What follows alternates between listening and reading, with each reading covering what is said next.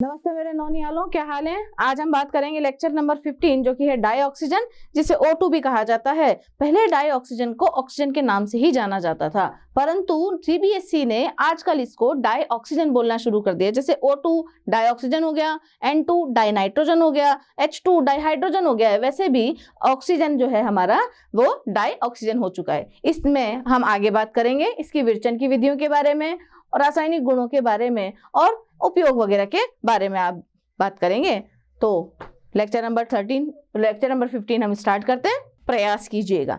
अब ये die oxygen बनती कैसे है, देखिए इसके अलग अलग विरचन की विधियां देखेंगे। डाई ऑक्सीजन के बारे में हम थोड़ी थोड़ी जानकारी हमारे पहले वाले लेक्चर्स में ले चुके हैं। अब हम इसके विरचन के बारे में बात करेंगे। ये एक पूरा का पूरा टॉपिक है डाई ऑक्सीजन, ठीक है। अब डाई ऑक्सीजन के विरचन के बारे में भी बात करेंगे, इसकी रासायनिक अभिक्रियाओं के बारे में, उपयोग वगैरह के बारे में हम यहाँ इस लेक्चर में डिस्कशन करेंगे, ठीक है। तो पहली बात हम करते हैं विरचन की। तो डाई ऑक्सीजन को सबसे पहले बनाने वाले जो वैज्ञानिक थे उनका नाम था शीले। क्या नाम था बच्चों? शीले, है ना। शीले ने सबसे पहले ऑक्सीजन को बनाया था। ऑक्सीजन बनाने की जो सर्वप्रथम विधि है वो कौन सी है? शीले की विधि। अब शीले ने क्या किया था? मर्क्यूरिक ऑक्साइड को गर्म करके, किसको? मर्क्यूरिक ऑक्साइड को गर्म करके ऑक्सीजन का निर्माण किया था। तो शीले ने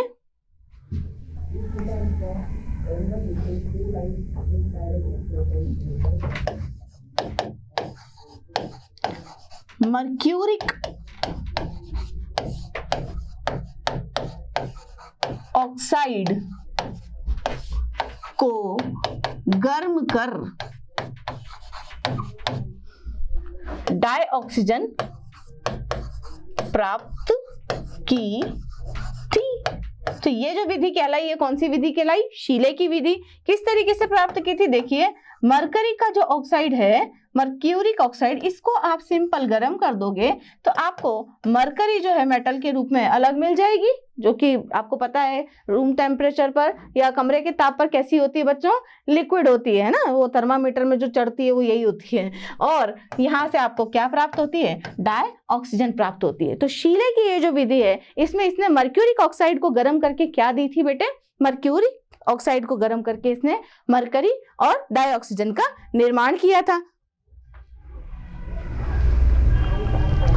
इसके अलावा यदि हम प्रयोगशाला विधियों पर बात करें तो पहली विधि तो ये है कौन सी? शीले की विधि। दूसरी हम बात करें प्रयोगशाला विधियां, कि प्रयोगशाला में आप किस किस तरीके से डाई ऑक्सीजन का निर्माण कर सकते हैं, वो वाली विधियां। तो प्रयोगशाला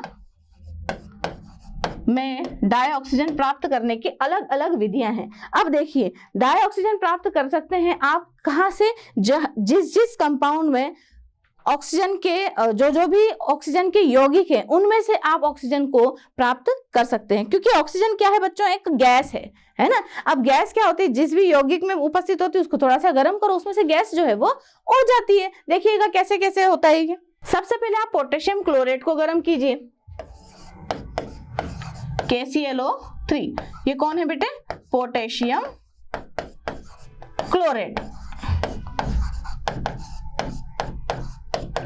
इस पोटेशियम क्लोरेट को आप MnO2 की उपस्थिति में जब आप गर्म करेंगे तो यहां से देखो KCl आपका अलग निकल जाएगा, KCl आपको अलग प्राप्त हो जाएगा और 3 मोल ऑक्सीजन के यहां से आपको शुद्ध रूप से प्राप्त हो जाएंगे। क्योंकि ये एक गैस है, गैस ऊपर की तरफ उड़ती है, इसलिए उड़ती हुई गैस को आप ऊपर के तीर से डिनोट कर सकते हैं। अगली विधि देखिए इसको प्राप्त करने की, इसी में आप पोटेशियम नाइट्रेट को गर्म कीजिए। देखिए ये कौन है बच्चों? Potassium nitrate. जब पोटेशियम नाइट्रेट को गर्म किया जाता है तो ये भी पोटेशियम नाइट्राइट बना देता है और किसका निर्माण करता है? डाई ऑक्सीजन का निर्माण करता है। तो देखिए इसका अपचयन हुआ, ऑक्सीजन निकली, इसका अपचयन हुआ पोटेशियम नाइट्रेट का। इसी प्रकार आप पोटेशियम परमैंगनेट को, किसे? पोटेशियम परमैंगनेट को भी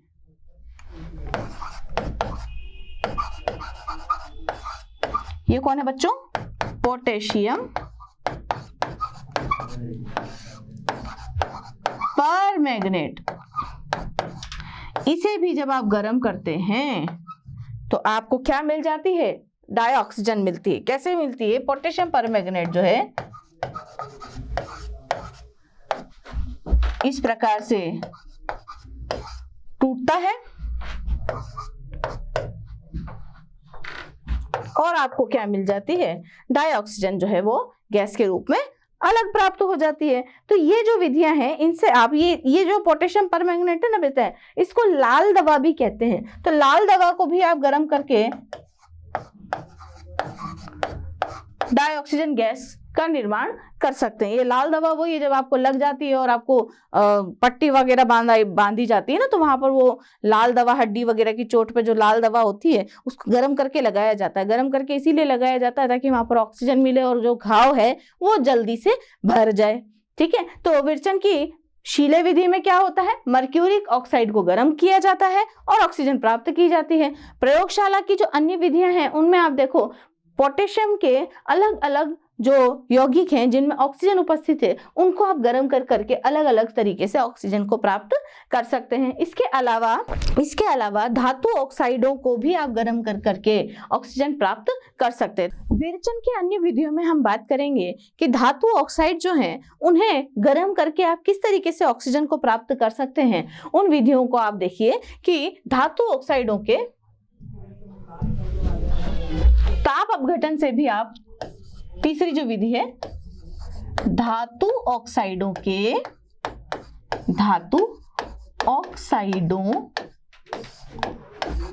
ताप अपघटन से भी आप ऑक्सीजन प्राप्त कर सकते हैं। कैसे प्राप्त कर सकते हैं देखिएगा, आप सिल्वर ऑक्साइड को गर्म कीजिए, आपको अलग से क्या मिल जाएगी? चांदी ही चांदी। देखिए और क्या मिलेगी यहाँ से? Dioxygen. देखो सिल्वर का ऑक्साइड आप लाइए, उसको गर्म कीजिए तो आपको देखो डबल फायदा मिलेगा। एक तो आपको मिलेगी प्राणवायु और दूसरी आपको मिलेगी चांदी। तो बताओ दोनों हाथ में लड्डू, इसी को कहते हैं, एक तरफ चांदी और एक तरफ प्राणवायु। मजा आ गया? तो बढ़िया, अच्छी सी विधि है। ऐसी तरीके से आप देखो लेड ऑक्साइड को भी आप गर्म कर सकते हो। लेड ऑक्साइड को भी जब आप गर्म करोगे तो ये देखिए मोनोऑक्साइड में कन्वर्ट हो जाएगा और यहां से आपको डाइऑक्साइड मुफ्त में मिल जाएगी। ठीक है, तो धातु ऑक्साइडों को गर्म करके आप इस तरीके से ऑक्सीजन प्राप्त कर सकते हैं। इसी प्रकार देखिएगा लेड का एक और ऑक्साइड है Pb3O4। ये कौन है? मिक्स्ड ऑक्साइड, मिश्रित ऑक्साइड। इसे रेड लेड भी बोलते हैं। हाँ जी, रेड लेड, ये वही है एक चुटकी सिंदूर। इस एक चुटकी सिंदूर को भी जब आप गर्म करते हैं तो देखिएगा ये किस तरीके से मिश्रित ऑक्साइड में कन्वर्ट, ये इसी को आप मिश्रित ऑक्साइड बोलते हैं। क्यों? क्योंकि जब इसको गर्म किया जाता है तो ये लेड ऑक्साइड में, ये PbO में और ऑक्सीजन में यहाँ से टूट जाता है। तो PbO और यहाँ से आपको क्या मिलती है? ऑक्सीजन मिलती है।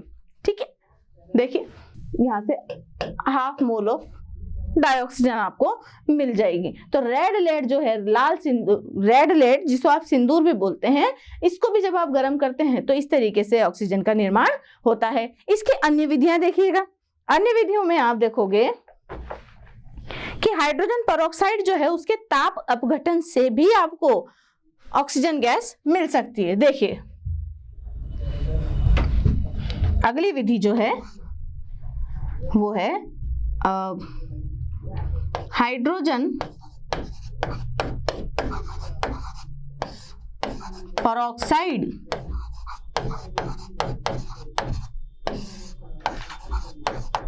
के ताप अपघटन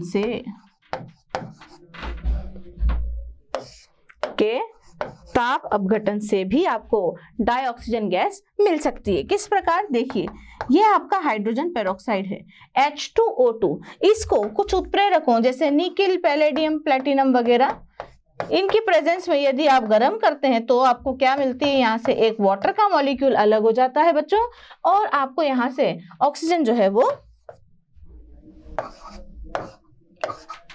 प्राप्त हो जाती है। इस प्रकार से। तो देखिए डाइऑक्सीजन प्राप्त करने की अलग अलग टाइप की विधियां आपने देखी है ना। पहले अपन ने क्या किया, शीले की मेथड देखी, इधर वाली स्लाइड में देखिएगा आप। इस स्लाइड में देखिए पहले हमने मर्क्यूरिक ऑक्साइड को गर्म करवा करके शीले की मेथड से ऑक्सीजन का निर्माण किया। उसके बाद में प्रयोगशाला में हमने पोटेशियम के अलग अलग यौगिकों को गर्म करके ऑक्सीजन का निर्माण किया। अगली बात हमने की कि जितने भी मेटल ऑक्साइड्स हैं, धातु ऑक्साइड हैं, उनका ताप अपघटन करवा करके भी ऑक्सीजन का निर्माण हम लोगों ने यहाँ से किया। हाइड्रोजन परऑक्साइड का भी ताप अपघटन हमने करवाया और यहाँ से क्या प्राप्त की, डाइऑक्सीजन गैस प्राप्त की। अब आपको जान करके बड़ा आश्चर्य होगा कि जब हाइड्रोजन पेरोक्साइड से ऑक्सीजन मिल सकती है तो जल से भी तो मिल सकती है। बताइए जल में क्या है, 2 मॉलिक्यूल हैं हाइड्रोजन के और 1 मॉलिक्यूल है ऑक्सीजन का। तो यदि आप जल से भी ऑक्सीजन प्राप्त करना चाहें तो क्यों नहीं मिल सकती है ना। जल का अपार भंडार हमारे पास में उपस्थित है, वहां से आप डाइऑक्सीजन प्राप्त करो। ठीक है, कैसे प्राप्त कर सकते हैं, तो जल का विद्युत अपघटन करवाकर, है ना। तो अगली जो स्लाइड है, 5वीं मेथड देखिए आप, जल का या जल के विद्युत अपघटन से भी आप जो है डाइऑक्सीजन गैस प्राप्त कर सकते हैं। अब मैं आपको बताऊं कि जो शुद्ध जल होता है, जो आसुत जल होता है बेटे, वो विद्युत का क्या होता है, कुचालक होता है। हाँ, बड़ी अनोखी बात है, जो आसुत जल होता है वो विद्युत का कुचालक होता है बेटा। अब आसुत जल को यदि आपको विद्युत अपघटन करवाना हो तो कुचालक का तो आप कैसे ही विद्युत अपघटन करवाओगे, तो उसमें अल्प मात्रा में अम्ल या क्षार मिला दीजिए, तो वो क्या करने लगेगा, अपघटित हो जाएगा H+ में और OH- में। देखिए ये विधि किस प्रकार से संपन्न होगी। आसुत जल, सबसे पहली बात तो मैं आपको बताना चाहूंगी कि आसुत जल विद्युत का कुचालक होता है। हाँ, ट्राई करके देख लेना, एक मग्गे में आसुत जल भर के देखना उसका आयनाइजेशन ना हो, है ना। तो उसमें आप आसुत जल भरना और करंट लगाना, आपको करंट नहीं लगेगा बिल्कुल। आसुत जल विद्युत का कुचालक होता है। यदि आपसे कोई पूछे जल क्या होता है, भाई जल मतलब प्योर जल। हम केमिस्ट्री वाले हैं, केमिस्ट्री वाले किसकी बात करते हैं, एकदम प्योर चीजों की बात करते हैं। हम मिलावट में विश्वास नहीं रखते। तो आसुत जल जो होता है वो बिल्कुल प्योर वाटर होता है बेटा, और वो कैसा होता है, विद्युत का कुचालक होता है। वो तो बाद में उसमें आयन मिक्स हो जाते हैं, है ना, वातावरण में आने के बाद मिक्स हो जाते हैं, तो फिर वो आयनाइज्ड हो जाता है थोड़ा बहुत। तो आसुत जल विद्युत का कुचालक होता है। अतः इसमें अम्ल या क्षार की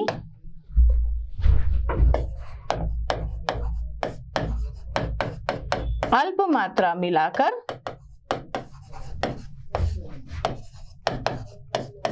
इसे अल्प मात्रा मिलाकर प्लेटिनम के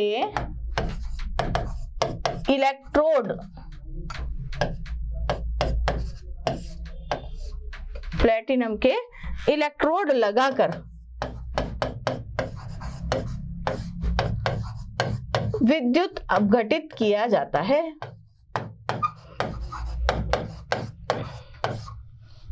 विद्युत अपघटित किया जाता है। अब आप बोलेंगे कि मैडम प्लैटिनम इलेक्ट्रोड ही क्यों लिया है, क्योंकि प्लैटिनम इलेक्ट्रोड एक अक्रिय इलेक्ट्रोड है जो जल के न तो हाइड्रोजन के साथ में रिएक्ट करेगा और ना ही ऑक्सीजन के साथ में रिएक्ट करेगा। तो जो है जैसा है आपको वैसा का वैसा ही मिलेगा। प्लैटिनम क्योंकि अक्रिय इलेक्ट्रोड है इसीलिए उसका इस्तेमाल यहाँ पर किया गया है। आसुत जल जो कि एक वैद्युतिक रूप से कुचालक होता है, इस कुचालक को चालक बनाने के लिए या इसका आयनाइजेशन करवाने के लिए आप इसमें क्या करेंगे, बिल्कुल अल्प मात्रा में अम्ल या क्षार की कुछ मात्रा मिलाएंगे। कुछ मात्रा जैसे ही मिलेगी ये इसके आयंस अलग अलग हो जाएंगे, H+ अलग हो जाएगा, OH- अलग हो जाएगा और H+ और OH- जो है प्लैटिनम इलेक्ट्रोड की सहायता से विद्युत अपघटित होकर आपको जल और ऑक्सीजन का निर्माण करवाएंगे। देखिएगा ये प्रोसेस किस प्रकार होगी कि एनोड और कैथोड पर ये प्रोसेस होगी। तो एनोड पर क्या होता है देखिएगा, अब विद्युत अपघटन करवाएंगे तो एनोड भी होगा और कैथोड भी होगा। तो एनोड पर कौन सी अभिक्रिया होती है? देखिए एनोड पर जो आपका OH माइनस आयन है ये जाएगा, क्योंकि एनोड कैसा है, खुद धन आवेशित इलेक्ट्रोड है। धन आवेशित इलेक्ट्रोड पर कौन जाएगा बेटा? OH माइनस आयन जाएगा। OH माइनस आयन जाते ही ये क्या करेगा, अपने आप को इलेक्ट्रॉन निकाल करके अपने अंदर से इलेक्ट्रॉन निकाल देगा इस प्रकार से, और खुद जो है इस प्रकार से न्यूट्रल बनने की कोशिश करेगा। बाद में ये जो न्यूट्रल है ना, न्यूट्रल OH जो है, बहुत सारे OH है, 2 OH आपस में मिल करके एक जल के अणु का निर्माण कर लेंगे और यहां से एक ऑक्सीजन, डाइऑक्सीजन आपको प्राप्त हो जाएगी। और ये जो 4 इलेक्ट्रॉन थे वो जाएंगे कहाँ? कैथोड पर, कैथोड पर जाएंगे और 4H+ से 4 इलेक्ट्रॉन मिलकर के आपको 2 डाइहाइड्रोजन गैस भी मुक्त करवाएंगे। तो इस तरीके से आप जल का विद्युत अपघटन कर सकते हैं। देखिए जल में क्या क्या होता है, हाइड्रोजन भी होती है और ऑक्सीजन भी होती है। जल, आसुत जल जो होता है वो विद्युत का कुचालक होता है, जिसमें आप थोड़ी सी मात्रा में अम्ल या क्षार मिलाएंगे तो वो आयनाइज्ड हो जाएगा H+ और OH- में, और प्लेटिनम के इलेक्ट्रोड की सहायता से आप इसका विद्युत अपघटन कर सकते हैं। विद्युत अपघटन में क्या होगा, ये जो 4 OH- आयन है बेटे, ये अपने अंदर से 4 इलेक्ट्रॉन निकालकर OH की फॉर्म में अलग हो जाएंगे। ये जो OH है ये H2O बना लेगा और डाइऑक्सीजन को मुक्त कर देगा। हमारी रिएक्शन हमें यहाँ प्राप्त हो गई, परंतु ये 4 इलेक्ट्रॉन कहाँ गए? 4 इलेक्ट्रॉन गए कैथोड के ऊपर, जहां पर क्या मुक्त हो रही थी? H+ आयन मुक्त हो रहे थे। ये H+ आयन 4 इलेक्ट्रॉन्स को लेकर के डाइहाइड्रोजन गैस भी आपको देंगे। तो आप यदि जल का या आसुत जल का विद्युत अपघटन करवाते हैं तो आपको ऑक्सीजन के साथ साथ हाइड्रोजन गैस भी प्राप्त होती। तो एक के साथ एक मुफ्त। आ गई बात समझ में? तो कौन सी रिएक्शन है वो एक के साथ एक मुफ्त वाली? जल का विद्युत अपघटन, क्योंकि जल में क्या क्या होते हैं? हाइड्रोजन भी होते हैं और ऑक्सीजन भी होते हैं। ठीक है, तो विरचन की ये जो 5 विधियां हैं आप इनको ऐसे टिप्स पे याद रखा करो। जैसे मैं आपको रिवाइज करवाती हूँ। देखो पहली मेथड हमने शीले की मेथड देखी, तो दिमाग में आना चाहिए कि शीले की मेथड में क्या हो रहा था, मर्क्यूरिक ऑक्साइड HgO को गर्म करके ऑक्सीजन प्राप्त हो रही थी। कैसे हो रही थी वो दो एक बार आपको लिख करके देखनी पड़ेगी। आप इस तरीके से जब विरचन की विधियां पढ़ें, किसी भी टॉपिक के बारे में जब आप पढ़ते हैं तो उस टॉपिक के खत्म होने के बाद में उसके जो सब टॉपिक्स है ना बेटे, उनको आप रिवाइज किया करो, है ना। हमने सबसे पहले क्या पढ़ा था विरचन की विधियों में? हमने पहले शीले की मेथड पढ़ेगी थी, फिर हमने धातु ऑक्साइडों को गर्म किया था, ताप अपघटन किया था, फिर हमने पोटेशियम के जो यौगिक हैं उनको गर्म किया था, है ना। इस तरीके से हम चीज़ों को रिवाइज करते, जितना ज़्यादा आप रिकॉल करेंगे उतनी ज़्यादा चीज़ें आपको याद रहेंगी। ये और मेथड्स का नाम डाल दो, जैसे मैं इसको बोलती हूँ एक के साथ एक फ्री वाली मेथड। क्यों? क्योंकि जल अपघटन से देखो आपको डाइहाइड्रोजन भी मिल रही है और डाइऑक्सीजन भी मिल रही है, तो एक के साथ एक फ्री, है ना। तो एक के साथ एक फ्री वाली मेथड। ठीक है, आगे आप बढ़ते हैं। हाँ जी, तो ऑक्सीजन का विन्यास, वो भी मॉलिक्यूलर ऑर्बिटल थ्योरी, आणविक कक्षक सिद्धांत। क्या बोलते हैं इसको? आणविक कक्षक सिद्धांत। हाय भगवान, इतना बड़ा सारा नाम। ये देखो कुछ नहीं, छोटी सी चीज है। आणविक कक्षक सिद्धांत। आप अणु और परमाणुओं के बारे में जानते हो, है ना। अच्छे बड़े बच्चे हो गए बाप। अब परमाणुओं के तो क्या होते हैं? कक्षक होते ही होते हैं। परमाणु आपस में मिल करके किसका निर्माण करते हैं बच्चों? अणुओं का निर्माण करते हैं। तो ये जो अणु बना है, अब ऑक्सीजन का जो एक अणु है वो ऑक्सीजन के 2 परमाणुओं से मिलकर के बनता है। थोड़ा बेसिक समझने की कोशिश करते हैं, हम ज्यादा दिमाग नहीं लगाएंगे, हम केमिस्ट्री नहीं, हम नॉर्मल बात करते हैं ना। डाइऑक्सीजन जो है, डाइऑक्सीजन का मतलब क्या है? O2, यानी कितने ऑक्सीजन? एक ऑक्सीजन के साथ में एक ऑक्सीजन। ठीक है, अब ऑक्सीजन में जो टोटल इलेक्ट्रॉन होते हैं वो कितने होते हैं बेटा? 8, है ना। 8 इलेक्ट्रॉन होते हैं। इसके भी 8 इलेक्ट्रॉन, इसके भी 8 इलेक्ट्रॉन, तो टोटल इसमें कितने इलेक्ट्रॉन भैया? 16 इलेक्ट्रॉन, है ना। अब आप इनको व्यवस्थित करते हो 1s2 2s2 1s2 2s2 और 2p4, इस तरीके से व्यवस्थित करते हो, है ना। तो ये तो आपने क्या व्यवस्थित किया? परमाणु के कक्षकों को व्यवस्थित किया। ये क्या है? परमाणु के कक्षक हैं। अब ये जो दोनों परमाणु आपस में मिल करके अणु का निर्माण करेंगे तो उनके भी कक्षक होंगे, है ना। उनके कक्षकों को आप किस प्रकार से व्यवस्थित करते हैं? तो देखिए, आपने मॉलिक्यूलर ऑर्बिटल थ्योरी थोड़ी बहुत पढ़ी होगी। तो O2 का जब आप इलेक्ट्रॉनिक विन्यास बनाते हैं तो आप लिखते हैं सिग्मा 1s। अब आप 1s नहीं लिखते हैं, क्या लिखते हैं? Sigma 1s, sigma star 1s। कुछ याद आ रहा है ना। ऐसे ही 2s को क्या लिख देते हैं? सिग्मा 2s और सिग्मा स्टार 2s, है ना। अब तो हर चीज डबल डबल हो गई अपने पास, है ना। तो इस प्रकार से हम किनका निर्माण करेंगे? आणविक कक्षकों का निर्माण करेंगे। तो आणविक कक्षक सिद्धांत के अनुसार यहाँ पर यदि हम ऑक्सीजन के आणविक कक्षक सिद्धांत के अनुसार जो ऑक्सीजन का विन्यास है वो किस प्रकार से लिखा जाएगा? देखिएगा, sigma 1s, sigma star 1s, ऐसे लिखेंगे। अब ये प्रथम जो 1s का मतलब है भैया फर्स्ट ऑर्बिट। फर्स्ट ऑर्बिट आपका पूरा भर चुका है। देखो, इसमें भी 2 इलेक्ट्रॉन और इसमें भी 2 इलेक्ट्रॉन। जैसे ही इसमें 2 इलेक्ट्रॉन पूरे हो जाते हैं बच्चों, तो ये आपका K शेल जो है, K खत्म हो गया। आप इसको K भी लिख सकते हो, ये ऐसे ना लिख करके आप इसको K भी लिख सकते हो। और आगे का विन्यास इस प्रकार से सिग्मा 2s और सिग्मा स्टार 2s, ठीक है। देन सिग्मा 2pz, पाई 2px, पाई 2py, फिर pi star 2px, pi star 2py। अब इसमें आप भरेंगे कौन? इलेक्ट्रॉन्स। तो देखिए, इलेक्ट्रॉन्स को मैं भरना आप लोगों को सिखा देती हूं यहाँ पर कि ये शेल तो कंप्लीट हो गया, है ना। ऑक्सीजन में, ऑक्सीजन के मॉलिक्यूल में या ऑक्सीजन के अणु में कितने इलेक्ट्रॉन है बेटा?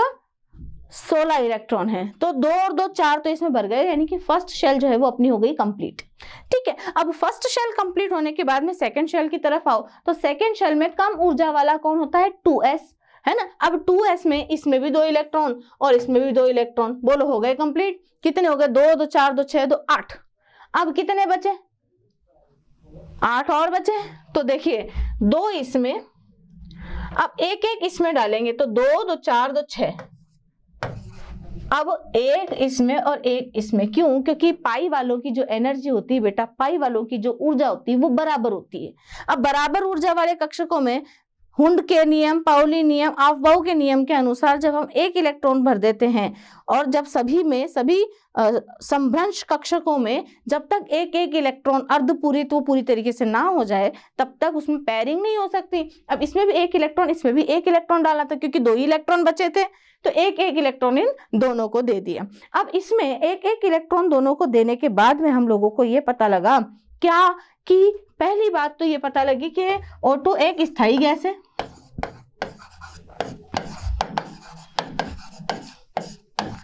O2 क्या है? एक स्थायी गैस है। और मॉलिक्यूलर ऑर्बिटल थ्योरी के अनुसार जब हमने विन्यास का निर्माण यहाँ पर किया तो यहाँ देखो 2 अयुग्मित इलेक्ट्रॉन आपको प्राप्त हुए। एक स्थायी गैस में एक अयुग्मित इलेक्ट्रॉन प्राप्त होने का मतलब क्या है? कि ये एक अनुचुंबकीय पदार्थ है। चुंबकीय, बाह्य चुंबकीय जो फील्ड है उसमें यदि आप इसको रख देंगे तो ये चुंबक के प्रति क्या होगा? आकर्षित होगा, क्योंकि इसके पास में क्या है? एक अयुग्मित इलेक्ट्रॉन है। तो अयुग्मित इलेक्ट्रॉनों की उपस्थिति के कारण, अयुग्मित इलेक्ट्रॉन की उपस्थिति के कारण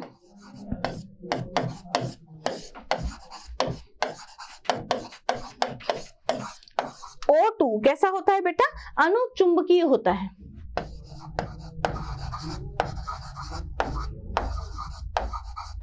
O2 अनुचुंबकीय प्रकृति का होता है, यानी कि बाह्य चुंबकीय क्षेत्र में रखे जाने पर यह चुंबक के प्रति क्या होता है? आकर्षित होता है, क्योंकि अयुग्मित इलेक्ट्रॉन होगा तो अनुचुंबकीय व्यवहार ही ये शो करेगा, है ना। और आपको यदि ये पूछा जाए, क्वेश्चन आ जाता है कई बार कि ऑक्सीजन जो है वो अनुचुंबकीय व्यवहार प्रदर्शित करता है, कारण लिखिए। तो कारण क्या है? MOT के अनुसार, यानी कि आणविक कक्षक सिद्धांत के अनुसार जब आप इसका इलेक्ट्रॉनिक विन्यास बनाएंगे तो इलेक्ट्रॉनिक विन्यास क्या आएगा? K sigma 2s2, sigma star 2s2, sigma 2pz2, sigma pi 2px2, पाई 2py2, पाई स्टार 2px1 और पाई स्टार 2py1। अब ये 1 1 का मतलब है कि इन कक्षकों में एक एक इलेक्ट्रॉन है। अब एक एक इलेक्ट्रॉन का मतलब है कि यहाँ पर क्या उपस्थित है, एक एक अयुग्मित इलेक्ट्रॉन उपस्थित हैं। और अयुग्मित इलेक्ट्रॉन जब भी होते हैं तो बाह्य चुंबकीय क्षेत्र में क्या फील करते हैं,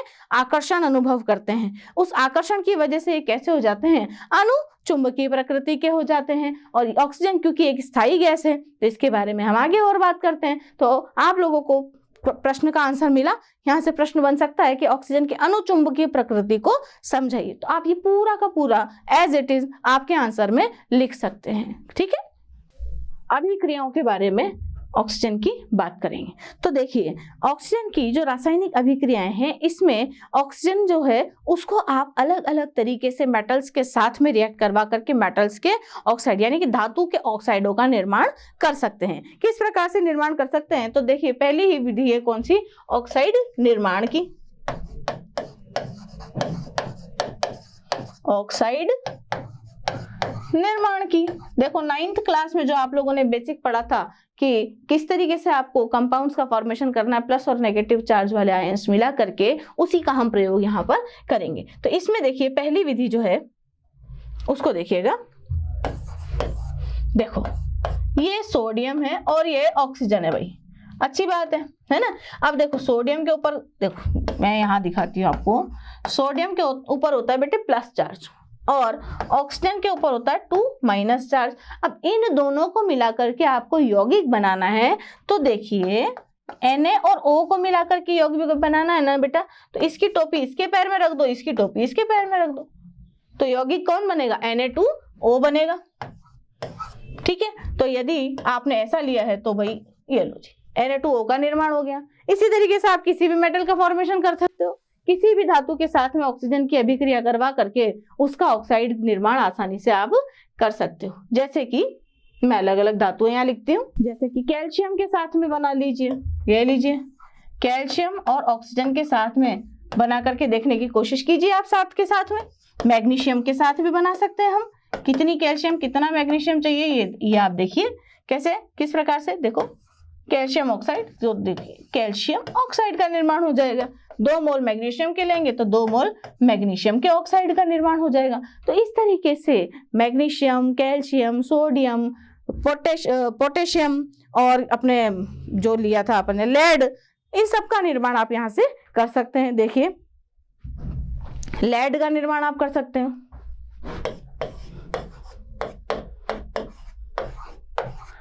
ये देखिए P4O10 आपने पहले भी बनाया हुआ है, लेड का ऑक्साइड होता है ये।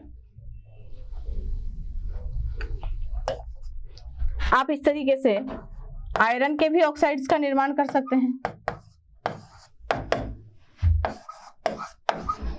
ये देखिए इस तरीके से फेरिक ऑक्साइड, फेरस ऑक्साइड, इन सभी का निर्माण आप जो है धातुओं के साथ में ऑक्सीजन की अभिक्रिया द्वारा करवा सकते हैं। ठीक है, कार्बन के भी ऑक्साइड का निर्माण होता है। इसी के बाद में जो अगली विधि आती है रासायनिक विधि, अगली जो रासायनिक विधि है वो है दहन। दहन, कंबशन। दहन को क्या बोलते हैं, कंबशन। कंबशन या दहन की अभिक्रियाएं। देखिए जब भी आप किसी ऑर्गेनिक कंपाउंड का दहन करते हैं, जब भी आप किसी ऑर्गेनिक कंपाउंड को जलाते हैं, तो आपको जितने भी, उसका एक सरल सा फॉर्मूला होता है कि ऑर्गेनिक कंपाउंड में क्या होता है बेटे, कार्बन होता है ना, और हाइड्रोजन होता है। ठीक है, तो ऑर्गेनिक कंपाउंड या जो अपना ऑर्गेनिक कंपाउंड होता है, कार्बनिक कंपाउंड जो होता है, उसको जब आप गर्म करते हैं ऑक्सीजन की उपस्थिति में, तो जितने भी वहां कार्बन उपस्थित हो उतने तो आप क्या बना दो, कार्बन डाइऑक्साइड, और जितने हाइड्रोजन उपस्थित हो उससे आधा आप बना दो वाटर। देखिएगा किस प्रकार, जैसे हम यहाँ पर दहन करना चाहते हैं मीथेन का, है ना, तो देखिए ये है मीथेन, इसका जब आप दहन करना चाहेंगे तो मीथेन जो कि एक कार्बनिक कंपाउंड है, इसमें कितने कार्बन है बच्चे? एक कार्बन है, तो कितनी कार्बन डाइऑक्साइड बन जाएगी? एक कार्बन डाइऑक्साइड गैस निकलेगी यहाँ से, और हाइड्रोजन कितने हैं? 4। तो यानी कि हाइड्रोजन के जितने भी परमाणु यहाँ उपस्थित है उससे आधा, यानी कि 4 का आधा कितना? 2। क्या बन जाएगा आपका? H2O, वाटर का मॉलिक्यूल। अब ऑक्सीजन यहाँ पर कितनी? 4 काम में है तो भैया 2H2। इसी तरीके से आप बेंजीन इसका भी करवा सकते हैं, तो कितनी ऑक्सीजन काम आएगी? देखिए आप बेंजीन का दहन करवाने पर भी आप देखेंगे कि जितने कार्बन है उतनी आप क्या बना दें? कार्बन डाइऑक्साइड, और जितने हाइड्रोजन है उसका आधा, यानी कि 3 मोल आप H2O बना दीजिए। तो यहाँ पर कितनी ऑक्सीजन काम आई? तो भैया 15/2। इस तरीके से भी आप यहाँ पर लिख सकते हैं, या फिर आप उसको डबल कर दीजिए। अब व्यवस्थित करना ये आपके ऊपर है किस प्रकार से आप व्यवस्थित करते हैं। दहन के बाद में यदि हम बात करें अगली रासायनिक अभिक्रिया की, तो अगली रासायनिक अभिक्रिया है धातु सल्फाइडों का ऑक्सीकरण। देखिएगा, धातु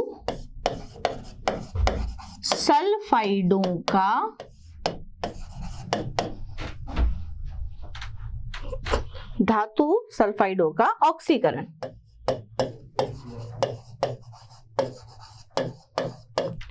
देखिए, अलग अलग धातु ऑक्साइड यहां पर लेंगे आप। जैसे आप जिंक सल्फाइड लेंगे, जिंक सल्फाइड जो है ZnS, इसे आप जिंक ब्लेंड भी बोलते हैं, हमने शुरू में पढ़ा था। तो जिंक ब्लेंड जो है, जिंक ब्लेंड,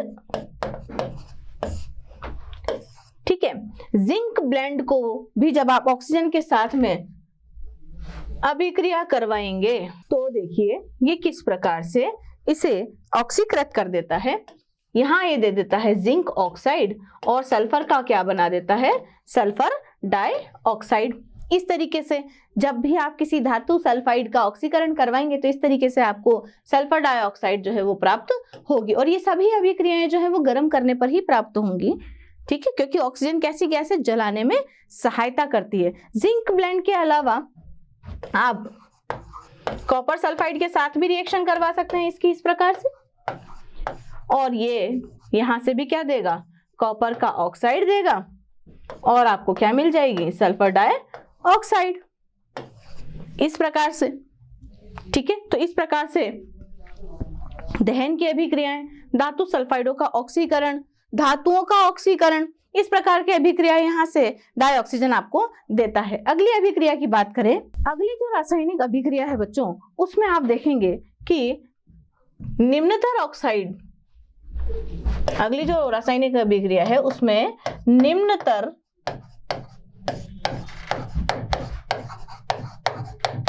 ऑक्साइडों का उच्चतर ऑक्साइडों में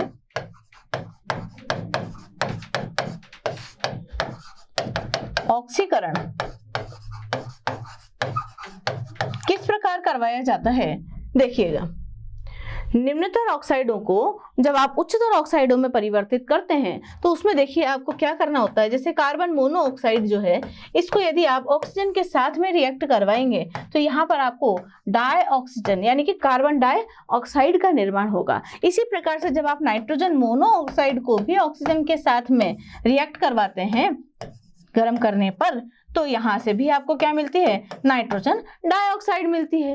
एक और मेथड आप यहां पर देखिए कि सल्फर डाइऑक्साइड को ऑक्सीजन की उपस्थिति में वेनेडियम ऑक्साइड V2O5 की उपस्थिति में जब गर्म करवाया जाता है ऑक्सीजन के साथ में, तो ये भी अपने सल्फर ट्राइऑक्साइड में कन्वर्ट हो जाती है। तो इस प्रकार से आप देखेंगे कि निम्नतर ऑक्साइड किस में कन्वर्ट हो रहे हैं? उच्चतर ऑक्साइड में। देखो, एक एक ऑक्सीजन था, दो दो ऑक्सीजन हो गए, दो ऑक्सीजन थे, 3 हो गए।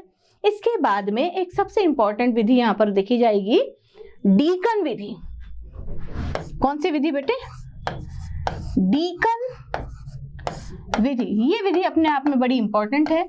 नेम रिएक्शंस जितनी भी होती है बेटे, आपको उनको सबको याद कर लेना चाहिए, क्योंकि नेम रिएक्शंस जो हैं वो अक्सर पूछी जाती हैं। सीधी सीधी नहीं पूछेंगे तो थोड़ा सा घुमा देंगे, पर आपको यदि याद है तो कोई प्रॉब्लम है ही नहीं, इसमें कुछ नहीं करना होता है आपको। HCl को ऑक्सीजन के साथ में ट्रीट करवाना होता है, तो यहाँ से क्लोरीन जो गैस है वो मुक्त हो जाएगी और यहाँ से H2O का निर्माण हो जाएगा, Cl2 गैस के रूप में यहाँ से मुक्त हो जाएगा। तो डीकन विधि में क्या होता है, HCl का ऑक्सीजन के साथ में जब आप रिएक्शन करवाते हैं तो आपको H2O और Cl2 गैस मिलती है। इसी प्रकार से निम्नतर ऑक्साइड जो है उच्चतर ऑक्साइडों में कन्वर्ट हो जाते हैं। देखो हम वापस से रिकॉल कर लेते हैं चीजों को। पांचवी विधि कौन सी है, डीकन विधि, HCl और ऑक्सीजन वाली। उससे पहले वाली निम्नतर ऑक्साइड को उच्चतर ऑक्साइड में कन्वर्ट करने वाली। इसके पहले वाली विधियों के बारे में बात करें तो धातु सल्फाइडों का ऑक्सीकरण आप लोगों ने करवाया है, जिंक ब्लेंड का, कॉपर सल्फाइड का ऑक्सीजन के साथ में आप अपघटन करवा दीजिए और ऑक्सीकरण करवा दीजिए, तो क्या मिलेगी आपको, सल्फर डाइऑक्साइड गैस मिलेगी। दहन वाली रिएक्शन में आपको क्या करना है, कार्बनिक यौगिकों को आपको ऑक्सीजन की प्रेजेंस में जलाना है, जितने कार्बन है उतने कार्बन डाइऑक्साइड, जितने हाइड्रोजन है आधा H2O बनाना है। और इसके पहले वाली जो विधि थी रासायनिक अभिक्रिया की, उसमें आपने देखा कि जितने भी धातुएं हैं उनको ऑक्सीजन के साथ में गर्म करवाने पर आपको क्या मिलेंगे, ऑक्साइड प्राप्त होंगे। तो रासायनिक अभिक्रियाओं में धातुओं का ऑक्सीकरण, दहन, धातु सल्फाइडों का ऑक्सीकरण, निम्नतर ऑक्साइड को उच्चतर ऑक्साइड में परिवर्तन और डीकन विधि आप लोगों ने यहाँ पर पढ़ी है। अब हम अगली बात करेंगे ऑक्सीजन के उपयोग की, ऑक्सीजन के उपयोग की। अब ऑक्सीजन का सर्वप्रथम उपयोग आप काई में करते हैं, अभी बैठे बैठे हम कर रहे हैं श्वसन में, है ना। तो पहला ही उपयोग इसका क्या है, श्वसन में। श्वसन में इसका उपयोग किया जाता है। बताइए दूसरा, देखिए द्रव ऑक्सीजन जो है, द्रव ऑक्सीजन रॉकेट प्रणोदक के रूप में इस्तेमाल की जाती है।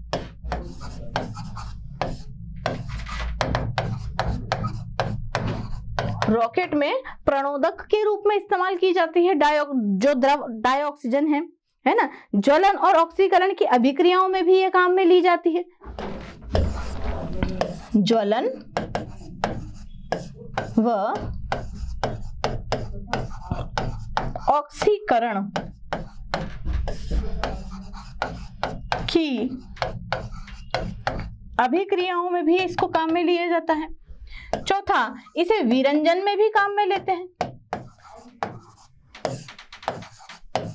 विरंजन, किसी का कलर उड़ाना हो तो भी आप डाइहाइड्रोजन गैस का इस्तेमाल करते हैं। और सबसे बढ़िया ये गैस वेल्डिंग में भी इस्तेमाल की जाती है। गैस वेल्डिंग में भी इसका डाइऑक्सीजन का जो है उपयोग किया जाता है। तो कहाँ कहाँ इस्तेमाल होती है, श्वसन में द्रव डाइऑक्सीजन जो है आप रॉकेट प्रणोदक में इस्तेमाल करते हैं। ज्वलन और ऑक्सीकरण की जितनी भी अभिक्रियाएं हैं उनमें भी आप डाइऑक्सीजन का इस्तेमाल करते हैं। विरंजन में भी इसे इस्तेमाल किया जाता है और गैस वेल्डिंग में भी यहाँ पर डाइऑक्सीजन गैस उपयोगी होती है। तो होप आप लोगों को डाइऑक्सीजन के बारे में संपूर्ण जानकारी यहाँ से प्राप्त हुई होगी और आप लोगों ने इसको अच्छी तरीके से समझा भी होगा।